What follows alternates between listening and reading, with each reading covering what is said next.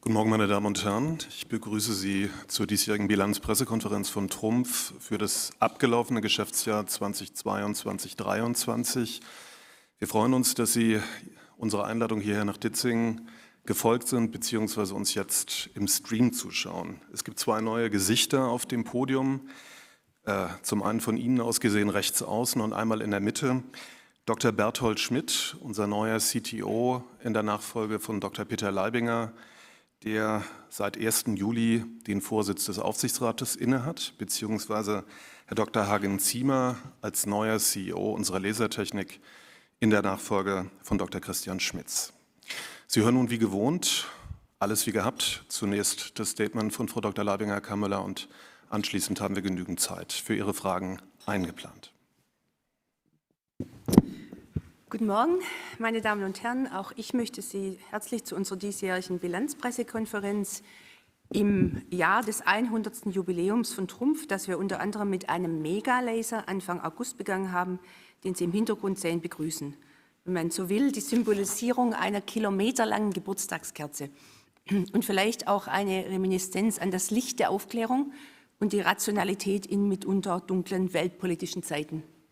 Ich schicke dies vorweg, dass da alles, worüber ich gleich spreche, verblasst in Anbetracht der grausamen Nachrichten und Bilder, die uns seit Monaten aus der Ukraine erreichen und jüngst aus dem Nahen Osten.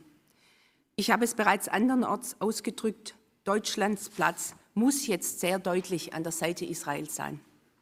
Wir müssen unseren Worten auch Taten folgen lassen und deutlicher als bisher über den Antisemitismus im eigenen Land sprechen. Ungeachtet der Tatsache, dass es die Hoffnung auf eine wie auch immer geartete Befriedung der Situation im Nahen Osten gibt, möglicherweise mit Unterstützung der USA. Demgegenüber, meine Damen und Herren, dürfen wir in gänzlich anderen Verhältnissen leben. Es war beglückend zu erleben, dass so viele Menschen hier in Ditzingen und über Social Media den Geburtstag von Trumpf am 6. August mit uns feierten. Und ich lade Sie ein, wenn es Ihre Zeit zulässt, nach dieser Bilanz-PK und einem Imbiss noch in der historischen Ausstellung im Gebäude nebenan vorbeizuschauen, die schön geworden ist und die begreiflich macht, woran es bisweilen mangelt, Entwicklungen in der Wirtschaft im Kontext längerer Zeitabschnitte zu beurteilen und nicht nur vom Hier und Jetzt aus. Kurz, wir freuen uns sehr, dass Sie heute nach Ditzingen gekommen sind oder uns über den Livestream zusehen, insbesondere die Vertreter der internationalen Presse. Seien Sie uns alle herzlich willkommen. Uns alle meint dabei, wie von Herrn Müller eben erwähnt, neben den Ihnen bekannten Gesichtern auch die beiden neuen, Herr Dr. Schmidt als CTO mit der Verantwortung auch für die Elektronik und EOV, sowie Herrn Dr. Ziemer als CEO der Lasertechnik. Meine Damen und Herren, ich präsentiere Ihnen im Folgenden die Zahlen des Geschäftsjahres 2022/23, das bis zum 30.06.23 dauerte. Unseres Jubiläumsjahres Trumpf 100, das naheliegenderweise auch das Motto des neuen Geschäftsberichts mit vielen historischen Aufnahmen ist.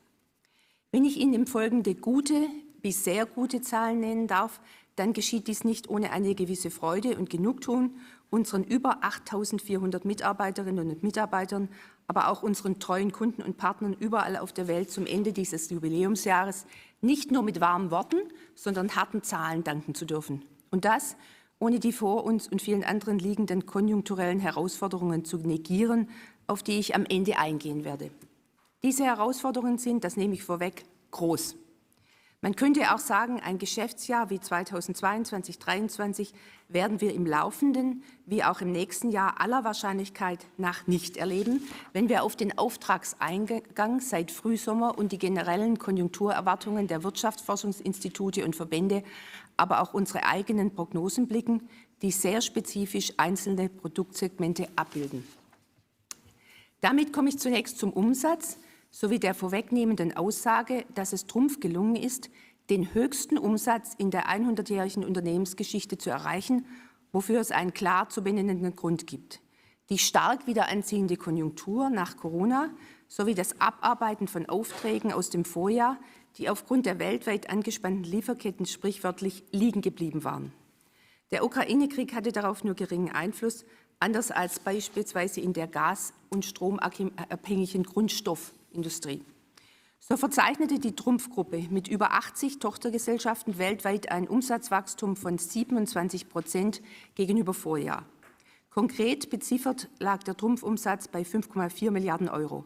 Damit hat Trumpf zum ersten Mal in der 100-jährigen Unternehmensgeschichte die 5 Milliarden Euro Grenze beim Umsatz überschritten, und zwar spürbar.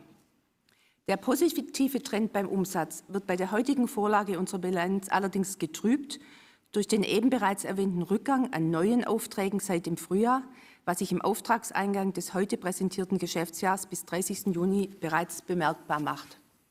Der Auftragseingang sank um 8,8% gegenüber Vorjahr auf 5,1 Milliarden Euro.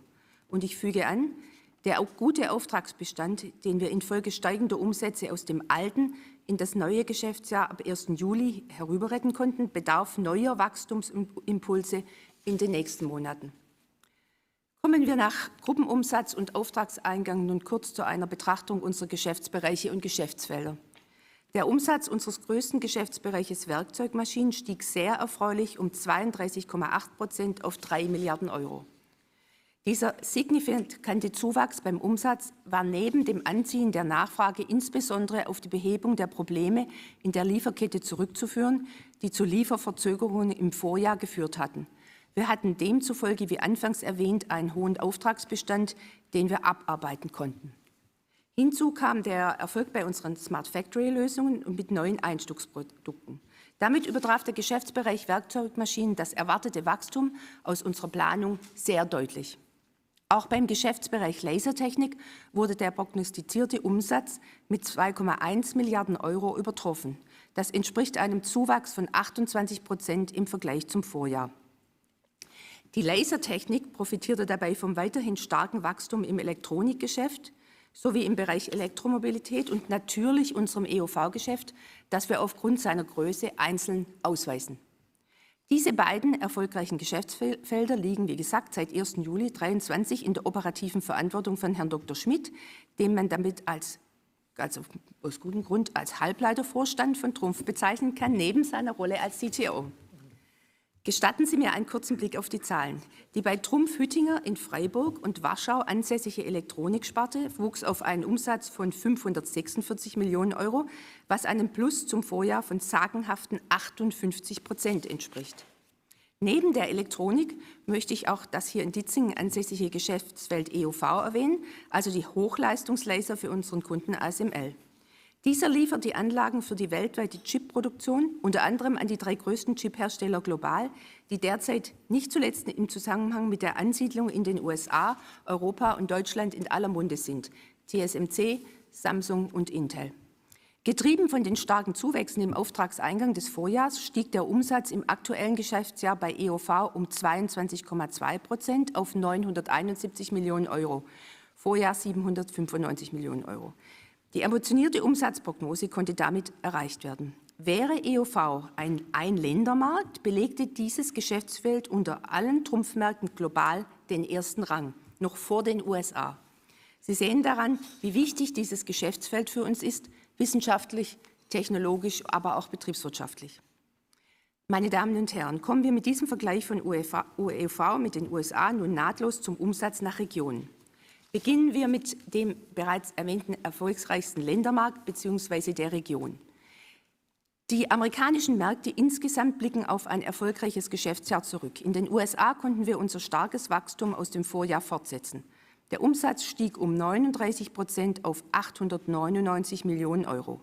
In Mexiko konnten wir unseren Umsatz sogar mehr als verdoppeln. Ein erneut starkes Wachstum verzeichneten wir in Südamerika.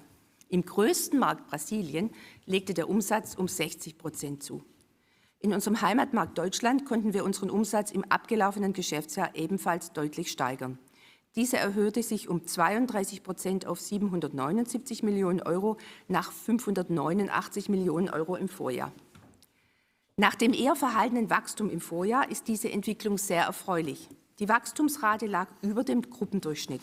Lediglich in Nordamerika war das Wachstum noch höher. Die Märkte im übrigen Westeuropa entwickelten sich ebenfalls positiv. Die großen westeuropäischen Märkte waren dabei mit jeweils zweistelligen Zuwachsraten Italien, Frankreich, Spanien und Großbritannien. Die asiatischen Märkte konnten ebenfalls zweistellig wachsen. In China haben wir den Umsatz trotz weiterhin schwieriger wirtschaftlicher Rahmenbedingungen auf 602 Millionen Euro gesteigert. Und streichen Sie jetzt bitte den nächsten Satz, der stimmt nämlich nicht. Und ich muss zugeben, trotz etwa 20-maligem Lesen ist mir das entgangen. Einfach streichen und weiter, ich lese weiter bei denen. In den restlichen asiatischen Märkten hingegen weg, konnten wir in Summe deutlich zulegen. Wachstumstreiber waren die Märkte Südkorea mit plus 43% und Japan mit plus 30%. Indien verzeichnete erneut ein hohes Wachstum mit plus 30%, während der Umsatz in Taiwan rückläufig war. Blicken wir zum Abschluss nach Osteuropa. Nach einem leichten Rückgang im Vorjahr stieg der Umsatz in der Tschechischen Republik wieder sehr deutlich um 41%. In Polen konnten wir ebenfalls spürbar wachsen, vor allem aber in Ungarn mit plus 50%, das wir zu einem Hub nach Südosteuropa ausbauen werden und wo wir unlängst eine neue Demofabrik eröffnet haben. Meine Damen und Herren, bedingt durch den anhaltenden verabscheuungswürdigen Krieg Russlands in der Ukraine sind die Konzernumsätze in Russland seit 2022 auf fast null eingebrochen. Wie Sie wissen, liefert Trumpf seit März 2022 keinerlei Maschinen oder Ersatzteile mehr nach Russland. Über die letzten Monate hatten wir aus den Umsätzen vor 2022 allerdings noch Garantieverpflichtungen, die wir einhalten mussten. Entsprechend dem Auslaufen der letzten Garantieverpflichtungen arbeiten wir daran, uns bis Ende des Jahres komplett aus Russland zurückzuziehen. Was bedeuten diese Zahlen nun für die Verschiebung der Umsatzanteile in der Trumpf-Gruppe? Sie bedeuten Folgendes. Der Anteil der amerikanischen Märkte erhöhte sich auf 22%, hingegen lag der Anteil Asiens am Umsatz mit ebenfalls 22% unter dem Vorjahr. Deutschlands Umsatzanteil erhöhte sich zum Vorjahr leicht auf 14,5%. Dagegen blieb der Anteil von Europa ohne Deutschland mit 24% konstant. Nach der regionalen Entwicklung komme ich nun zur auch für unsere Mitarbeiter wichtigsten Kennziffer, dem operativen Ergebnis vor Zinsen und Steuern der Trumpf-Gruppe. Das EBIT lag mit 615 Millionen Euro deutlich über Vorjahr, nämlich um 31%. Maßgeblich durch das starke Umsatzwachstum getrieben, aber auch durch die hohe Profitabilität von Geschäftsfeldern wie EUV und Elektronik. Die EBIT-Rendite stieg infolgedessen von 11,1% im Vorjahr auf 11,5% im abgelaufenen Geschäftsjahr. Dies ist, so möchte ich in ungewöhnlich persönlichen Worten bei einer Bilanzvorlage von Medienvertretern wiederholen, ein hervorragendes Ergebnis im 100. Bestehen von Trumpf, wofür allen unseren Kunden, vor allem aber der Trumpf-Belegschaft für ihren unermüdlichen Einsatz im vergangenen Geschäftsjahr unser großer Dank gebührt. Damit komme ich zu unseren Investitionen und der Entwicklung der Mitarbeiterzahlen. Ich beginne mit den Ausgaben für Forschung und Entwicklung, unseren Investitionen in die Zukunft. Trumpf investierte im abgelaufenen Geschäftsjahr so viel wie noch nie zuvor. Die Aufwendungen für Forschung und Entwicklung lagen mit 476 Millionen Euro deutlich über dem Vorjahr mit 448 Millionen Euro. Die Entwicklungskostenquote hat sich infolge des großen Umsatzwachstums zwar auf 8,9% reduziert, sie befindet sich jedoch weiter auf einem sehr hohen, weit über branchendurchschnittlich befindlichen Niveau. Die Anzahl der Mitarbeiter in Forschung und Entwicklung stieg um 8,8% auf 2.900. Nicht nur jene im F&E-Bereich, auch die weltweite Zahl der Mitarbeiterinnen und Mitarbeiter zurück zum Mutterkonzern ist im abgelaufenen Geschäftsjahr deutlich um knapp 2.000 gestiegen. So wurde insbesondere wieder in den Wachstumsfeldern EUV und Elektronik neue Stellen geschaffen. Zum Stichtag 30.06.2023 beschäftigte das Unternehmen weltweit 18.352 Mitarbeiter. Mittlerweile sind es 18.500. In Deutschland stieg die Zahl der Mitarbeiterinnen und Mitarbeiter um 8,4% auf 9.124. Davon waren 5.767 am Stammsitz in Ditzingen, Gerlingen und Hettingen tätig. Im Berichtsjahr absolvierten 550 junge Menschen eine Ausbildung oder ein Studium an der Dualen Hochschule. Die Quote lag mit 3,5% nochmals höher als im Vorjahr. In diesem Zusammenhang verweise ich gern auf unser neues Ausbildungszentrum, das wir vor 3 Wochen offiziell eröffnet haben. Neben Fachinformatikern und Spezialisten für die digitale Vernetzung werden dort auch Fachkräfte im Bereich Cybersicherheit ausgebildet. Die Investitionssumme des Holzbaus belief sich auf 13 Millionen Euro. Dies ist vielleicht die passende Überleitung zum vorletzten Themenblock. Trotz des verhaltenen Ausblicks auf die Weltkonjunktur haben wir die Investitionen im abgelaufenen Geschäftsjahr erneut erhöht, insbesondere in bauliche Maßnahmen an diversen Standorten weltweit. Zu nennen sind hier neben dem Laserareal 4 und dem erwähnten Trumpf Education Center am Stammsitz Ditzingen diverse Neu- und Erweiterungsbauten, unter anderem in Schramberg, Warschau und Budapest. Die Investitionen stiegen gegenüber Vorjahr, 218 Millionen Euro, um 44,7% auf ein neues Allzeithoch von 316 Millionen Euro. Auf Sachanlagen entfielen dabei 311 Millionen Euro, exklusive der intern genutzten, selbst erstellten Maschinen in Höhe von 105 Millionen Euro und auf immaterielle Vermögensgegenstände 5 Millionen Euro. Auf Grundstücke und bauliche Erweiterungen entfielen 40% der gesamten Investitionssumme. In technische Anlagen und Maschinen flossen 24%, in Betriebs- und Geschäftsausstattung 35%. In Deutschland tätigten wir 60% der Investitionen. Fast die Hälfte davon entfiel auf Bauinvestitionen, die überwiegend am Stammsitz hier in Ditzingen vorgenommen wurden. Es handelt sich hierbei um die Fortsetzung der bereits in Vorjahren begonnenen Bauvorhaben. Zu den Akquisitionen und Desinvestitionen von Trumpf gibt es noch Folgendes hinzuzufügen. Im Februar 2023 haben wir mit Stopa, einem der führenden Hersteller für automatisierte Lagersysteme, eine strategische Partnerschaft für Smart Factory-Lösungen vereinbart. In diesem Zusammenhang hat Trumpf eine Beteiligung in Höhe von 25,1% an der Stopa Anlagenbau GmbH erworben. Stopa liefert unter anderem automatisierte Lagersysteme für die Smart Factory-Lösungen von Trumpf. Kunden können damit ihre Maschinen automatisiert be- und entladen und logistisch miteinander vernetzen. Im März 2023 haben wir die Beteiligung an der Aroma Technologies in den USA von 85% auf 100% aufgestockt. Soweit, meine Damen und Herren, zu den Unternehmenskennzahlen des Geschäftsjahres, die Sie im Hintergrund noch einmal auf einen Blick sehen. Unser Jubiläumsjahr war ein außerordentlich erfolgreiches für Trumpf. Seit Frühjahr spüren wir allerdings eine rückläufige Nachfrage in vielen Märkten. Angesichts der schwierigen konjunkturellen Gesamtentwicklung blicken wir daher sehr verhalten auf die kommenden Monate, weshalb wir günstigstenfalls von einem Umsatzwachstum im einstelligen Prozentbereich im laufenden Geschäftsjahr ausgehen, obwohl die Inflation ihren Höhepunkt überschritten hat und moderat sinkt. Beim Ausblick auf das laufende Geschäftsjahr bis zum 30.06.2024 ist also Grund zur Sorge angebracht, wobei es erheblich zu kurz gegriffen wäre, hier monokausale Ursachen heranziehen zu wollen. Die Weltkonjunktur, die Entwicklung der Energie- und Rohstoffpreise und die Investitionsbereitschaft in Ländern wie China oder den USA sind zentrale Rahmenfaktoren unserer Geschäftsentwicklung. Beide Länder zusammen stehen für 1/4 des weltweiten Trumpfumsatzes. Wenn Kunden dort zurückhaltend reagieren und Investitionen zurückstellen, spüren wir das unmittelbar, genau wie die Engpässe in der Lieferkette.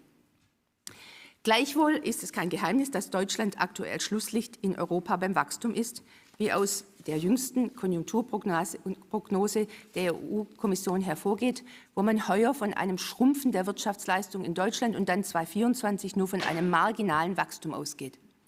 Ich möchte im Rahmen dieser Bilanz-PK hierbei nicht der Versuchung erliegen, die Maßnahmen der Bundesregierung zu beurteilen. Und doch sage ich sehr deutlich, die seit Wochen thematisierte Deindustrialisierung ist keine Drohkulisse der energieintensiven Industrie, sondern eine reale Gefahr angesichts der Unwucht, etwa bei den Energiepreisen und anderen Rahmenfaktoren gemessen am internationalen Wettbewerb. Neben den Energiepreisen kommen aus Sicht gerade kleinerer und mittlerer Unternehmen hohe Unternehmenssteuern, eine ausufernde Bürokratie und aufwendige Dokumentationspflichten bis in die Lieferkette hinzu, die von der Politik nicht gelindert wurden. Ich nenne in diesem Zusammenhang auch sehr deutlich die mangelnde Unterstützung des BMWK in Berlin bei Exportgenehmigungen für unsere Laser. Unsere offenen Positionen haben sich trotz vieler Interventionsversuche unsererseits auf einen hohen zweistelligen Millionenbetrag gesteigert. Es wird seitens BMWK noch immer auf Kapazitätsprobleme abgehoben, was keine Antwort eines Ministeriums sein kann, dessen vornehmste Aufgabe es ist, aus meiner Sicht deutsche Unternehmen in einer ohnehin schwierigen konjunkturellen Situation nach Kräften zu unterstützen. Dass dies Auswirkungen auf auch deutsche Automobilhersteller vor Ort in China oder Südkorea hat, aber auch unsere Reputation im Markt insgesamt wenn wir selbst Standardprodukte nicht liefern können und Kunden vertrösten müssen, liegt auf der Hand. Mein Zwischenfazit zur Arbeit der Koalition fällt daher sehr verhalten aus, trotz des schwierigen Starts nach Corona und zu Beginn des Ukraine-Kriegs. Aber die Realitäten mit Blick auf die Konjunktur und Wettbewerbsfähigkeit des Standorts werden in den konkreten Entscheidungen aus unserer Sicht zu wenig betrachtet. In dieser Gemengelage nun auch seitens der Gewerkschaften noch eine Debatte über eine 4-Tage-Woche bei vollem Lohnausgleich zu führen, ist ein falsches Signal. Schon heute arbeiten wir in Deutschland kürzer als in vielen anderen Ländern, den USA ebenso wie Polen, wo wir als Trumpfgruppe, wie gesehen, das stärkste Einzelwachstum registrieren und weiter registrieren werden. Der Fachkräftemangel würde durch entsprechende Vorschläge noch verschärft, ganz zu schweigen von den vielen Arbeitskräften, die in den kommenden Jahren ganz natürlich fehlen werden infolge des demografischen Wandels. Was wir statt einer Debatte über weniger Arbeit viel dringender bräuchten, wäre mehr Fantasie für die Gestaltung flexibler Arbeitszeiten. Denn unsere Erfahrungen bei Trumpf zeigen, dass die Menschen bei passenden Angeboten sogar mehr und nicht weniger arbeiten möchten. Hierfür Anreize in Form steuerlicher Verbesserung oder bei der Rentenversicherung zu schaffen, wäre die Aufgabe des Staates in der jetzigen Zeit. All das Gesagte, meine Damen und Herren, steht nicht im Widerspruch zu den zuvor genannten sehr guten Trumpfzahlen, die wir vor allem durch herausragende Produkte sowie das Abarbeiten eines hohen Auftragsbestands aus dem Vorjahr realisieren konnten. Entsprechende Warnungen von Unternehmen sollen deshalb nicht als unbegründete Kritik wahrgenommen werden, sondern uns ein Ansporn sein, eine Zeitenwende auch in der Wirtschaftspolitik einzuleiten. Herzlichen Dank für Ihre Aufmerksamkeit. Ja, vielen Dank, Frau Leibinger-Kammler. Damit darf ich Sie um Ihre Fragen bitten. Wer macht den Anfang? Herr Buchenau. Ja, guten Morgen. Sorry, ich bin zu spät gekommen. Dann ist es nett, wenn man dann als Erster fragen darf. Mich würde noch mal, ich bin eben zusammengezuckt bei den Exportgenehmigungen, nur bitte eine Präzisierung um Komponenten für EUV. Bei ASML handelt es sich wahrscheinlich nicht, sondern um andere Maschinen. Und könnten Sie sagen, bei welchen Ländern Sie für Ihre Maschinen Exportgenehmigungen brauchen? Also es wird ja jetzt nicht für USA sein.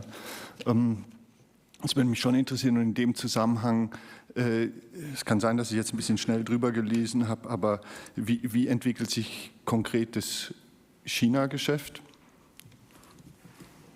Also bevor ich gleich abgebe an Herrn Ziemer und Herrn Mayer, weiß nicht, wer zuerst will. Also es handelt sich natürlich um China, Exportgenehmigungen für China. Die näheren Umstände können die Herren ja beschreiben. Und es wird gesagt aus Berlin, dass das dafür zuständige Amt, BAFA, sozusagen zu wenig Kapazitäten hätte, um diese Themen abzuarbeiten. Und da muss ich sagen, Sie kennen mich, Herr Buchenau, ich habe viel Vorstellungskraft und auch viel Fantasie, aber ich kann mir mit dem besten Willen nicht vorstellen, dass es in irgendeinem Ministerium in Berlin zu wenig Mitarbeiter gibt. Kleine politische Nebenwirkung. Also ich glaube eigentlich eher, dass das nicht zu ernst genommen wird und dass man andere Themen bevorzugt behandelt. Zum Beispiel Genehmigungen für Start-ups, wichtig, brauchen wir. Die ökologische Themen abarbeiten, brauchen wir auch, aber wir brauchen eben auch beides. Wir brauchen auch Genehmigung für unsere Laser. Herr Mayer, möchten Sie übernehmen oder der Herr Ziemer? Also ich kann was zur Lage von uns in China kurz sagen. Es ist gemischt. Es gibt Industrien, Kundensegmente, die laufen immer noch relativ gut. Das sind insbesondere Nischen in Hightech und in den Bereichen Nachhaltigkeit, also E-Mobility, Photovoltaik, aber auch Halbleiter. Dort läuft es noch sehr gut, immer dann, wenn man sich auch differenzieren kann durch Technologie. Wo es sehr schwierig läuft, ist im Maschinenbau, weil da das einfach eher, ich sag mal, schon deutlich kommoditisierter wurde, auch eher in der Breite ist mit sehr, sehr vielen kleinen Unternehmen und dort spürt man sehr deutlich die Konjunktur in China im Moment. Konkrete Zahlen zum China-Absatz sagen Sie nicht? Oder können Sie auch noch ein bisschen spezifischer sagen? Sie haben ja ein eigenes Tochterunternehmen in China, meinten Sie damit den zweiten Halbsatz? Genau. Oder? Ja, also ich würde jetzt keine präzise Prozentzahl nennen, weil das ist natürlich auch von Monat zu Monat unterschiedlich, aber wir haben Rückgänge bei unserer Tochter bei JFY und JFY ist ja eben genau in diesem mittleren, unteren Segment tätig und das haben wir quasi, die Konjunktursituation spüren wir da 1:1, auch der Wettbewerb hat da Probleme. Und auf der Trumpfmarkenseite unterm Strich fahren wir geradeaus, ein bisschen vielleicht negativ, weil wir eben durch die positiven Themen wie Photovoltaik auch kompensieren können. Danke. Ja, vielleicht noch ein kurzes Statement aus der Lasertechnik. Herr Buchenau, Sie fragten eingangs, welche Produkte sind denn von Exportbeschränkungen betroffen? Wir haben momentan Außenstände in der Größenordnung 85 Millionen Euro. Und es sind im Wesentlichen Maschinen im Bereich 5-Achs-Maschinen, also 3D-Schneid-Lasermaschinen für Hotforming-Bauteile, die die Elektromobilität in China natürlich unterstützen. Das sind Maschinen, mit denen eben Teile heute gefertigt werden, die im Leichtbau verwendet werden. Und zum anderen sind es eigentlich schon fast in China kommoditisierte Laser, Hochleistungslaser für CW-Applikationen in der Batteriezellfertigung und im weiteren Packaging-Bereich. Das Thema ist, Frau Leibinger-Kamüller hat darauf hingewiesen, insofern besonders bedauerlich, weil diese Laser am chinesischen Markt mitunter von lokal chinesischen Kompetitoren schon angeboten werden und wir mit gleichen Produkten oder ähnlichen Produkten Exportbeschränkungen unterliegen.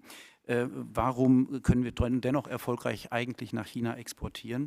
Wir liefern nicht nur die Laser, wir liefern für die Batteriefertigung die komplette Systemlösung nach China, ja? Also die Prozessoptiken und die Prozesskontrolle.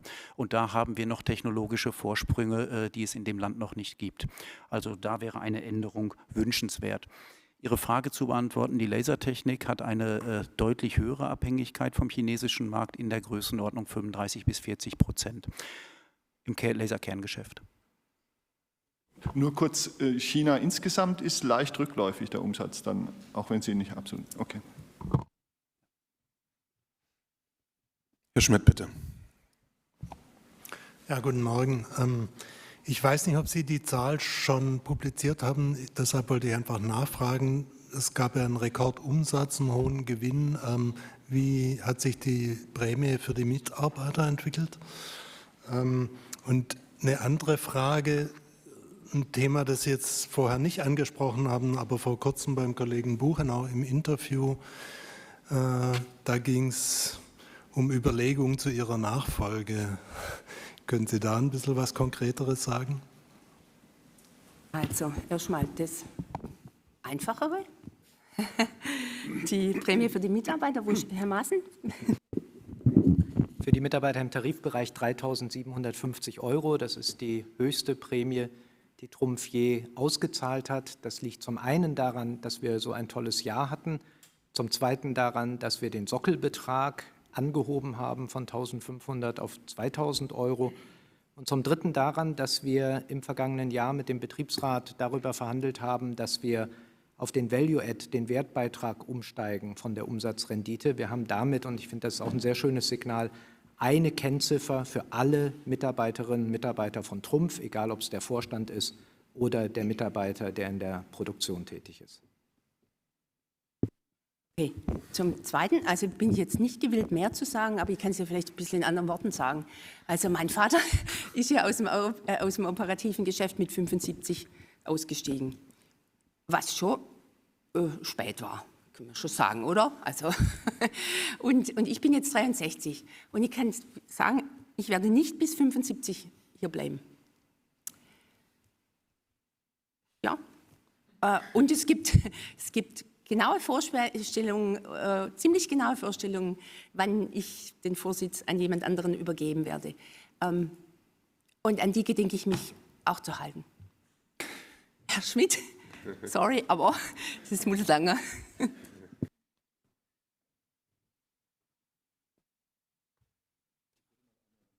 Ich würde mal eine Frage aus dem Chat von Thomas Feitinger von der Südwestpresse einschieben.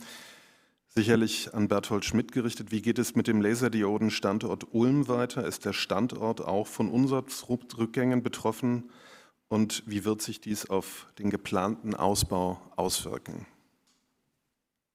Ja, vielen Dank für die Frage. Also wir haben in Ulm in den letzten 2-3 Jahren, glaube ich, 70 Millionen investiert in Entwicklung und Anlagen. Das heißt, wir haben eigentlich einen vollkommenen Umbau unserer Technologieplattform durchgeführt. Wer die Zykluszeiten in der Halbleiterindustrie kennt, weiß, dass es dann auch Zeit braucht, um diese Neuprodukte, die auf dieser neuen Technologieplattform entwickelt werden, in den Markt zu bringen. Wir haben eine Umsatzquote mit Neuprodukten, die liegt so bei 30% momentan. Das zeigt, dass wir momentan auch aufgrund der verhaltenen Aktivitäten von unseren Großkunden noch nicht mit den Neuprodukten in Hochvolumenproduktion sind. Das soll in den nächsten Jahren geschehen.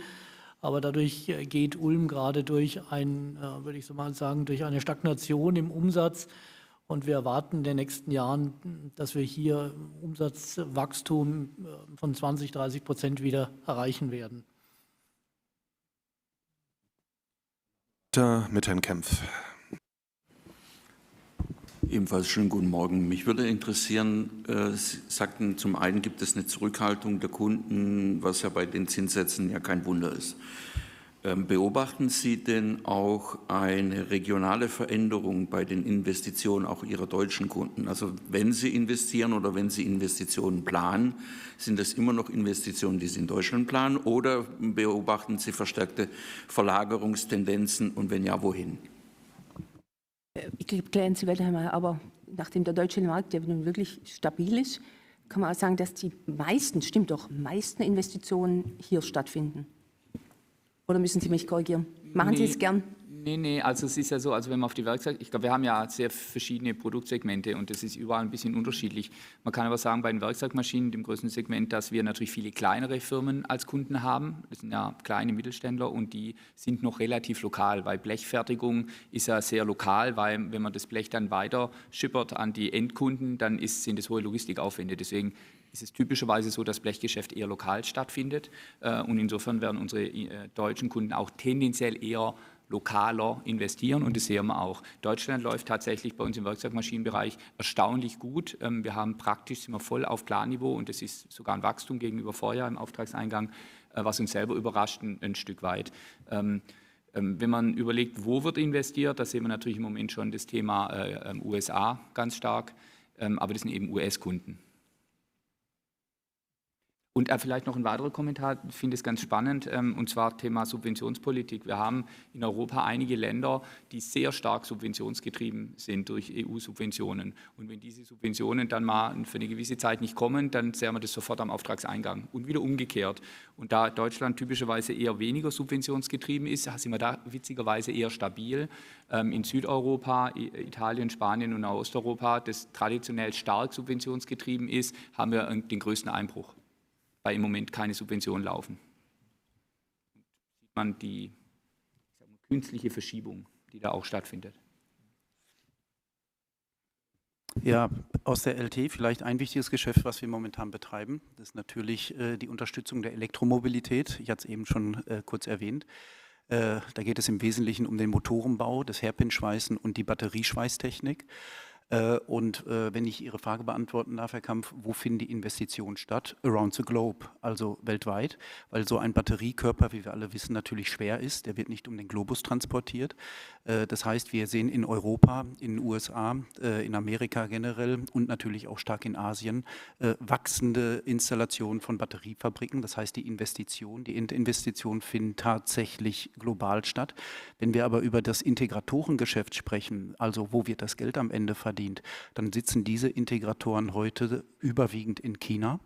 Das heißt, von dort werden die Batterielinien für die großen OEMs, für die Automobilisten in den USA, in Europa eben bedient. Und das führt halt eben auch zu solchen Zwängen, Herr Buchenau, auf die ich eben hingewiesen hatte in Ihrer Frage. Das Gateway in der Batteriefertigung geht heute durch China. Und da müssen wir gucken, wie sich das in Zukunft entwickelt. Da muss ich aber nur jetzt dann nochmal präzisierend nachfragen. Sie hatten gesagt Standardlaser bei China. Und was ist mit dem tollen grünen Laser, der so super die Batterie Innereien, sage ich mal, um keinen Fehler zu machen, zusammenschweißt? Ist es auch der blockiert wird oder vom Wirtschaftsministerium? Also, oder? Ja? Darf ich? Aber nimmt da jemand anders Einfluss, zum Beispiel ein Autohersteller mit großem Staatsanteil, der nicht will, dass die doch einen entscheidenden technologischen Fortschritt, also der aufholen will, die ganze deutsche Batterieindustrie will ja aufholen und da ist ja, glaube ich, Ihr grüner Laser wahrscheinlich ein kleines Teil oder ein großes Teil davon, dass man vielleicht Booten gut machen kann. Und das wird vom Wirtschaftsministerium, also helfen Sie mir auf die Sprünge. Ich versuche das sonst mal. Geht meine Fantasie mit mir durch. Genau, also in der Tat ist es so, also vielleicht erstmal zur Technologie, das macht ja oft viel Spaß. Der grüne Laser ist nicht der einzige Laser, der in die Batterie geht. Die Batterie lebt überwiegend von Nahinfrarotlasern, also unsere Scheibenlaser, unsere Faserlaser, und es gibt Spezialapplikationen, wo nur Kupfer auf Kupfer geschweißt wird. Entschuldigen Sie bitte den technischen Ausflug hier. Da hat der grüne Laser seine Prozessvorteile. Wir sehen aber in der Batteriefertigung heute im Prinzip im Case Welding, ja, bei prismatischen Zellen, da wird Aluminium geschweißt. Ja, das macht man mit Nahinfrarotlasern. Also wenn Sie mich fragen, der Split, 75% aller Laser sind etwa im Bereich der IR-Applikation, also Nahinfrarot, und 25% grün. Zum Thema Exportkontrollen und BAFA. Wir haben ja nicht das Problem, dass wir hier Laser exportieren, die per se für Dual Use geeignet sind, also insbesondere im ER-Bereich. Mit den Lasern könnte man keine Dinge betreiben, die außerhalb des Zielapplikationsfeldes sind. Nein, wir haben es einfach damit zu tun, dass die Anträge, die wir stellen, nicht zeitgerecht verarbeitet werden, bearbeitet werden, ich sage mal sogar, gehe so weit, verschleppt werden. Und wir müssen hier kurzfristig und schnell agieren. Die Projekte sind kurzlebig, sie kommen schnell, werden schnell bedient, und wenn wir nicht schnell genug anbieten und exportieren können, dann sind wir raus. Das ist das Problem. Es ist keine Exportlimitierung aufgrund der Technologie per se. Eine politische Limitierung. Ja gut, ja, man kann ja nachfragen. Also es ist ja schon eine entscheidende Frage für die deutsche Autoindustrie. Also, aber wenn ich schon bei der bin, heute so locker geschrieben, Go West zur deutschen Autoindustrie, Sie machen es schon. Also Sie investieren in den USA, können Sie vielleicht nochmal, das ist ja gut, wie gut der US-Markt läuft. Haben Sie denn Bedenken, nächste Wahl etc.? Investieren Sie trotzdem viel dort? Also ignorieren Sie das? Weil, sagen wir mal, am einfachsten kann man, De-Risking machen, indem man USA aufbaut. Wir investieren viel, weil wir waren ja schon immer stark auf dem amerikanischen Markt und haben jetzt natürlich durch die Maßnahmen von Biden mehr Möglichkeiten. Ist vollkommen klar, das hilft uns auf dem Markt besonders. Und wir können uns nicht abhängig machen von dem Wahlverhalten der Amerikaner. Also wir haben da klare Meinung, eine klare politische Meinung, was passierte, wenn Herr Trump an die Regierung käme. Schlimm, schlimme Folgen mit Sicherheit, aber wir richten uns nach unseren Märkten, Herr Buchenau. Und wenn dort viel los ist und wenn man dort viel holen kann, und wir sind ja stark traditionell auf dem amerikanischen Markt, dann tun wir das.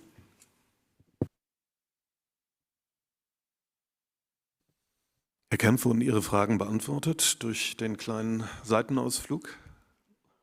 Ja, vielen Dank. Gut, dann schaue ich in die Runde. Herr Buchenau, machen Sie Ja, weiter. wenn keiner fragt, also ich kann Stunden mit Ihnen reden, nein, aber dann natürlich vielleicht, ich bin zu spät gekommen, wurde das vielleicht angesprochen, inwieweit trifft Nahostkonflikt Sie? Gibt es da Nachfragerückgang? Gibt es, was weiß ich, vielleicht IT-Experten, die jetzt schießen müssen, statt für Sie irgendwas entwickeln? Wie trifft Sie das? Also wirtschaftlich trifft es uns bis jetzt nicht. Aber es besorgt uns natürlich in hohem Maße, und wir haben uns ja da vielfach positioniert, für wie schrecklich wir diesen Überfall und barbarisch wir den Überfall auf Israel halten, und dass wir uns klar an der Seite Israels sehen. Aber wirtschaftlich trifft es uns nicht. Wir haben ja dort keine Tochtergesellschaft, Herr Buchenau. Wir haben Verbindungen zu Start-ups vielfältiger Art, und ich kann nur sagen, bis jetzt nicht. Ja, es könnte ja sein, bei IT-Sicherheit etc., die sind ja überall sehr aktiv, und da haben wir ja auch schon Berichte geschrieben, dass einige Startups Probleme haben, weil die Mitarbeiter eingezogen wurden, mittlerweile auch die Frauen, was jetzt für Israel nicht so ungewöhnlich ist, aber... Ich kann vielleicht dazu auch noch was sagen. Wir sind natürlich auch über unseren Venture Capital Arm in die ein oder andere Firma investiert, die auch in Israel sitzt, gerade im Bereich der IT-Sicherheit. und haben aber da bisher laut den bisher vorhandenen Informationen noch nicht mitbekommen, dass es da zu einer Veränderung in dem Geschäftsgebaren kommt, weil eben Mitarbeiter nicht mehr dort aktiv sein können. Also das geht trotzdem weiter bisher. Wir würden gerne in Israel auch noch mehr machen. Die Pläne haben wir, haben intensive Gespräche momentan mit verschiedenen Universitäten, um unsere Entwicklungsaktivitäten auszubauen. Das sind natürlich alles laufende Projekte, die jetzt, sage ich mal, schon lange in Diskussion sind, bevor dieser Konflikt ausgebrochen ist. Also wir rücken davon auch nicht ab. Nur wenn Sie gerade dran sind, Ihre Sensoren, Sie haben gesagt Zurückhaltung von Kunden, das sind natürlich auch wahrscheinlich Kunden, die Sie eh nicht nennen dürfen, weil es da sehr sensible Kunden auch gibt mitunter. Was heißt da Zurückhaltung? Ist es die allgemeine Konsumzurückhaltung, dass oder sind die noch nicht so weit, die nächste Generation bei Ihnen zu kaufen? Oder? Also es gibt im Grunde genommen, ist es ein vielschichtiges Problem. Auf der einen Seite ist natürlich der Gesamtmarkt momentan, gerade was Wearables angeht und Handheld-Devices, stagniert bzw. ist sogar teilweise rückläufig. Auf der anderen Seite ist es so, dass gerade Android-basierende Technologiesysteme weniger stark auf photonische Sensorentechnologie setzen. Wir sind davon ausgegangen, wir gehen immer noch davon aus, dass es hier einen Nachholbedarf gibt. Allerdings ist aufgrund der hohen Technologiekosten, gerade für den Umstieg dieser ganzen Plattform auf 5G, sind sehr viele Investitionen erstmal in die Elektronik gegangen und weniger in die photonische Sensorik. Das können sich nur wenige Unternehmen leisten, die auch in der Lage sind, beide Plattformen parallel zu entwickeln. Wir gehen davon aus, dass es deswegen in den nächsten Jahren noch einen Nachholbedarf in dem Bereich gibt. Aber das ist einer der Gründe, warum wir oder die ganze Industrie eher eine Stagnation im Consumer-Sensing-Bereich hat. Anders verhält sich es momentan im Bereich Datacom, wo wir auch sehr stark unsere Entwicklungsaktivitäten forcieren und auch neue Produkte kontinuierlich lancieren. Da sehen wir gerade mit dem Aufkommen von AI und hochperformanten Rechenzentren, dass es hier große Chancen auch für unsere Komponenten gibt, gerade wenn es darum geht, neue Datenkommunikationsstandards in diesen Rechenzentren einzuführen. Wir reden hier von 56G, 100G Bauelementen. Das sind die Fokusthemen, die wir gerade in Ulm in unserer Fab vorantreiben mit der Entwicklung. Herr Kempf und dann Herr Schmidt. Sie haben Fachkräftemangel erwähnt, völlig überraschend, genauso überraschend Energiekosten. Können Sie mir konkret mal beschreiben, wie weit beeinflussen Energiekosten Ihre Investitionsentscheidungen in Deutschland? Und rekrutieren Sie Fachkräfte aus dem Ausland oder geben Sie es auf, weil Sie die sowieso mangels schneller Umsetzung gar nicht ins Land bekommen? Können Sie da ein bisschen mehr erzählen? Herr Maaßen, fangen Sie mit dem an, bitte. Also wir würden gerne, Herr Kempf, und unsere Employer-Branding-Aktivitäten, also das Anwerben von Fachkräften, beschränkt sich auch nicht auf Deutschland. Wir stellen aber zunehmend fest, und das passt ja in das Konzert, das Sie heute hier gehört haben, dass wir durch regulierende Einschränkungen nicht die nötigen Visa kriegen, nicht die nötigen Arbeitserlaubnisse, dass es sehr lange dauert. Und das betrifft nicht nur neue Mitarbeiterinnen und Mitarbeiter, sondern auch unsere bestehenden. Ich hatte letzte Woche meine HR-Mannschaft aus aller Welt hier und aus 4 Ländern konnten, obwohl 3 Monate vorher Visum beantragt wurde, die Kolleginnen und Kollegen nicht herkommen. Und das Gleiche erleben wir, wenn wir Fachkräfte aus dem Ausland rekrutieren, dass es häufig sehr schwer ist, die nötigen Genehmigungen zu bekommen, sowohl in der EU als auch über den EU-Raum hinaus. Wir tun es aber trotzdem. Was wir stärker versuchen, ist auch dann in den lokalen Märkten zu rekrutieren für die lokalen Märkte. Und das wird dazu führen, dass wir deutlich mehr Außenstellen sozusagen haben. Die Softwareentwicklung ist, glaube ich, ein gutes Beispiel. Da ist es eben nicht nötig, dass alle dann auch hier in Ditzingen sitzen, sondern da kann man auch mit Hubs im Ausland planen, so zum Beispiel, wie wir es mit LANTEC ja schon als eigene Gesellschaft haben. Das Gleiche kann man sich auch für andere europäische Länder gut vorstellen. Ja, zu den Energiekosten, die spielen bei uns eine untergeordnete Reihe. Natürlich nutzen wir Energie zum Heizen der Gebäude, ganz klar im Wesentlichen Gas. Strom spielt eine größere Rolle bei der Inbetriebnahme der IOV-Laser. Also da haben wir schon auch einen größeren Stromkostenanteil. Natürlich waren vor einem Jahr, als die Energiepreise so stark gestiegen sind, das bei uns auch spürbar, schon auch aus Gruppensicht spürbar, die höheren Energiekosten, die sind ja aber wieder runtergegangen und die Zeit nutzen wir dann natürlich, um uns auch jetzt wieder längerfristig günstige Energiekosten zu sichern. Die steigenden Materialpreise bei Komponenten auf der Elektronikseite im Stahlbereich haben dann eine viel größere Relevanz als die Energiekosten bei uns. Und ob die Frage noch, ob wir uns davon beeinflussen lassen, andere Standorte aufzumachen, wenn es irgendwo niedere Energiekosten gibt? Nein, also das ist keine Standortentscheidung jetzt, weil eben auch die Relevanz nicht so gegeben ist. Dann Herr Schmidt, bitte. Ja, danke. Zum Stichwort langsame Verwaltung und Ausländergenehmigungen. Herr Kammüller, Sie hatten ja vor 6 Wochen ein Hilfsangebot gemacht an die Stadt Stuttgart, da prozesstechnisch beratend zu unterstützen. Wie sieht es denn da jetzt mittlerweile aus? Ja, wir haben jetzt Anfang dieser Woche das erste Gespräch gehabt mit den Verantwortlichen aus der Stadt. Unsere Beratungsspezialisten und der Leiter der Unternehmensentwicklung und die Amtsleiterinnen der Stadt plus deren interne Beratung. Das gibt es in der Stadt auch eine Beratungsorganisation, die jetzt schon aktiv sind dort. Wir haben unsere Vorschläge dargestellt, wie wir das analysieren würden und vorgehen würden, um die Situation zu verbessern. Die Reaktion der Stadt war dann, dass man sich sicher war, dass man diese Aktivitäten schon jetzt mit der internen Beratung selbst durchführt und deshalb eine weitere Unterstützung nicht notwendig ist. Wenn es so ist, wenn man tatsächlich schon weit vorwärts gegangen ist, dann ist sicher gut, wenn man das auch selbst weiterführt. Wir bieten weiter an, dass man sich austauscht über die Wege, wie man sowas verbessern kann und hoffen sehr, dass sich die Situation auch wirklich jetzt schnell verbessert in den nächsten 3 Monaten.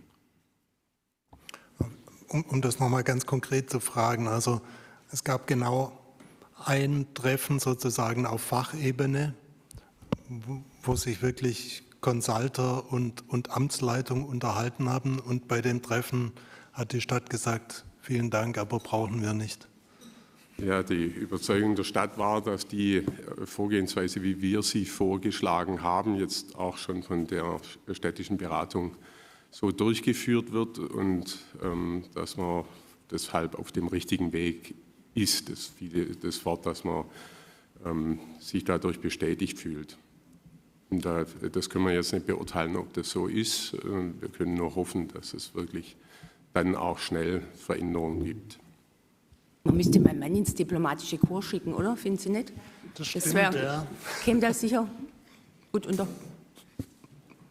Ich bin so froh, dass unsere Mitarbeiter, die sich da unheimlich angestrengt haben in den letzten Wochen, jetzt ihre Arbeitskraft wieder Trumpf zur Verfügung stellen.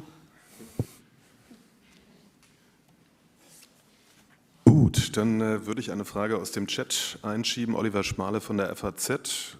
Wie hoch ist denn die aktuelle Eigenkapitalquote von Trumpf? Danke. Mein Kollege weiß es. 54,8%, das ist deutlich über 50% ist, das wusste ich auch, aber den exakten Wert, also 54,8%. Ja, dann war es 53. Okay, also ich sage ja deutlich über 50%.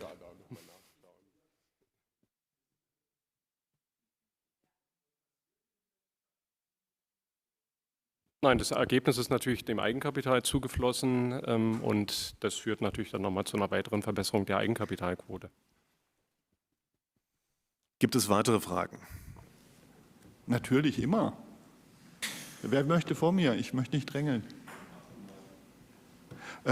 Ja, an den Herrn Dr. Kammüller 2 Fragen. Eine, die ist ein bisschen gemein, die stelle ich als zweites.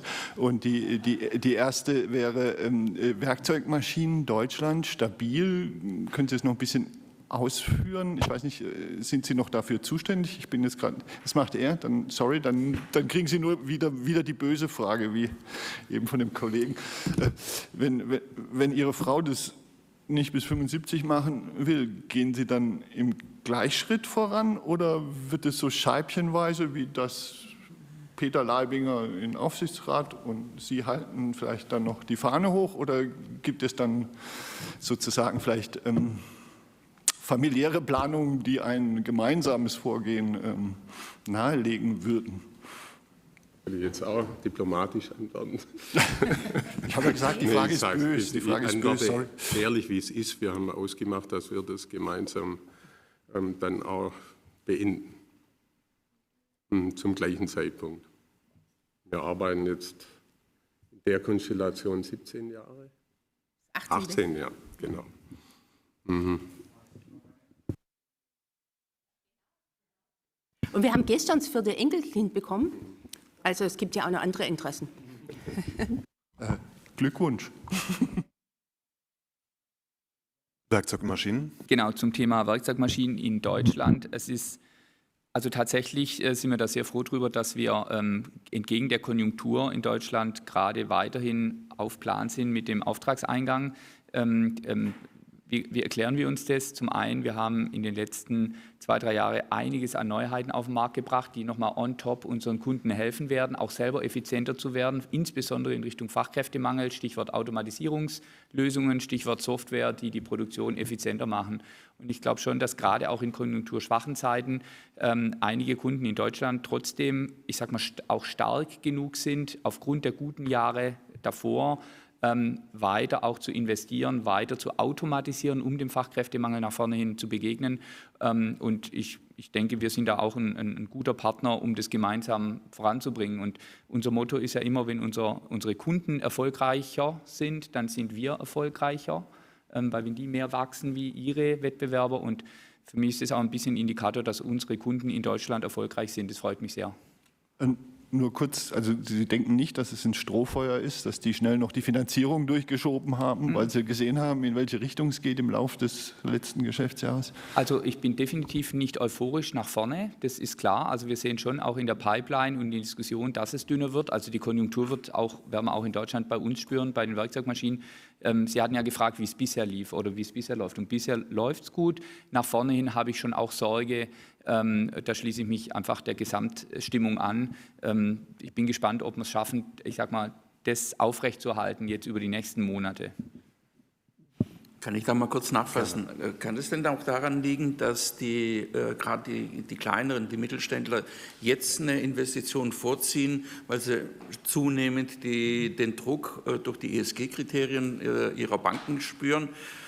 Und gleich anschließend nachgefragt, helfen Sie diesen Unternehmen, diese Hürde irgendwie zu überwinden, oder wie weit spielt denn der Punkt überhaupt eine Rolle bei Ihnen? Also ich glaube schon, es ist kompliziert. Also eins muss man vielleicht auch sagen, solche Aufträge, die bandeln sich ja über mehrere Monate an. Also ich sage mal, auch das, was wir heute im Auftragseingang haben, ist größtenteils vor einem halben Jahr schon in Diskussion gewesen. Insofern sind es schon auch noch einfach über eine längere Zeit Dinge, die jetzt auch zum Abschluss kommen. Wie gesagt, die Pipeline wird auch ein bisschen dünner. Das Zweite ist, wir helfen unseren Kunden ja über die Trumpfbank, genau an der Stelle auch, und machen entsprechende Finanzierungsangebote. Und wir haben da natürlich einen gewissen Vorteil, weil dadurch, dass wir ja eine Branchenbank sind und die im Zweifel eine Wiederverwertung auch machen können, falls es dann doch schief geht, können wir natürlich mit anderen Risikozinssätzen anbieten. Das hilft den Kunden dann auch, wenn das Ihre Frage beantwortet. Das heißt, Sie nehmen dann sozusagen die Financial Emissions, die normalerweise die Banken hätten, nehmen Sie jetzt bei sich auf die Kappe und steigern damit dann Ihre CO2-Belastung auf die Art und Weise. Nein. Also wir machen ja das Absatzfinanzierungsgeschäft seit Jahrzehnten, haben tatsächlich jetzt aufgrund der gestiegenen Zinssätze auch nochmal mit der Trumpfbank uns einen Vorteil erarbeitet. Wir haben viel höheren Finanzierungsanteil, als wir das vor den Zinserhöhungen hatten. Also wir kommen da auch teilweise unseren Kunden entgegen, so wie es der Herr Mayer gesagt hat, haben wir andere Risikokosten, wir kalkulieren anders und können die Maschinen im Fall der Fälle natürlich selbst verwerten. Das kann ja eine Sparkasse, müssen Sie sich vorstellen, eine Sparkasse, die dann so eine Lasermaschine zurückbekommt, was soll die damit machen? Und wir können die halt gut verwerten. Aber gerade in der aktuellen Situation ist das wieder ein gutes Instrument, was wir haben. Schwierige Randbedingungen für unsere Kunden, gestiegene Zinsen. Wir können nicht nur mit guten Maschinen, sondern auch noch auf der Absatzfinanzierungsseite ein bisschen helfen und unterstützen. Ja, aber mit dem CO2-Thema hat es nichts zu tun. Also vielleicht noch ergänzend, Herr Kempf, diese Themen, die Sie angesprochen haben, spielen bei den Kunden immer eine Rolle und wir unterstützen, wie es die Kollegen beschrieben haben. Aber unsere Kunden investieren vor allem, wenn sie Aufträge haben, wenn sie zu tun haben, weil sie sind seriöse Kunden. Wenn die sozusagen ausgelastet sind, erstens. Und zweitens haben sie auch den Zwang zur Automatisierung, den wir ja bieten. Und Stichwort Fachkräftemangel. Sie müssen automatisieren, sie müssen digitalisieren, sonst wissen sie, dass sie hier nicht bestehen können. Und das hilft uns natürlich. Gut, dann schaue ich nochmal in die Runde. Herr Buchenau, noch eine Frage vielleicht?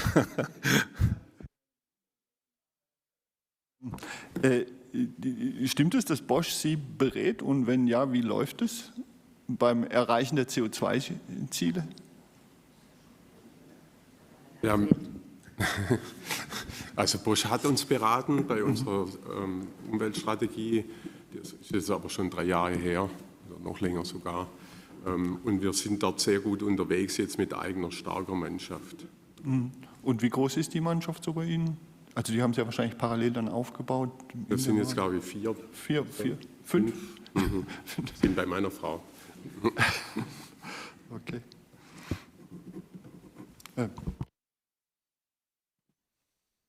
Wenn es keine weiteren Fragen gibt, im Chat gibt es auch keine, dann würden wir vorzeitig schließen. Vielen Dank für Ihr Kommen und bleiben Sie uns gewogen. Danke.